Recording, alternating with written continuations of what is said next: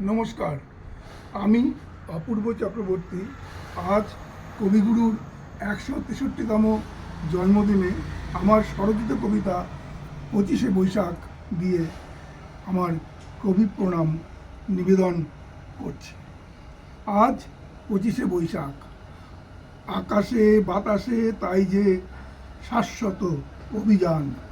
ফুলের রেণুতে রেণুতে হে রবি, তোমারই স্পর্শ আর গন্ধ রয়েছে ভরে। যে মহামানবের মহাসঙ্গীত লীন হয়ে আছে সূর্য তারার ছন্দের মূর্ছনায়। আজ ২৫শে বৈশাখে হে বিশ্বকবি, তোমারই পূর্ণ আবির্ভাব দিবসে তোমার আসন যে চিরভাস্বর আজও। ধরণী বেকুল হয়ে হে কবি তোমার স্মরণ করে। এ কবি তোমার নয়নের জলে লেগে আছে আজও মায়াবী রং। তোমার চোখের ভাষায় শুনি যে ছন্দ তার, সেই ঝঙ্কার কাঁপায় যে আজও রৌদ্র অন্ধকার।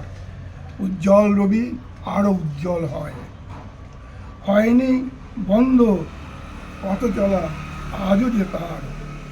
যুগ যুগ ধরে সুনীল আকাশে ওই যে দীপান্বিতা সাজিয়ে দীপালি মালা এ কবি তোমারে বরণ করে। আজও দেখা যায় কৃষ্ণকলি, সেই যে শ্যামলা মেয়ে যাকে দেখেছিলে তুমি ময়নাপাড়ার মাঠে। সেই শ্যামলা মেয়ে আজও বিছিয়ে রেখেছে তার দু চোখের পাতা জুড়ে রঙিন ফুলের মালা। সে মালায় দিয়ে যায় দোলা আজও যে দক্ষিণা হাওয়া। কবিগুরু তুমি দাঁড়িয়ে রয়েছ তোমারই গানের ওপারে আজও ২৫শে বৈশাখে। কবিগুরু তুমি দাঁড়িয়ে রয়েছ তোমারই গানের ওপারে আজও ২৫শে বৈশাখে।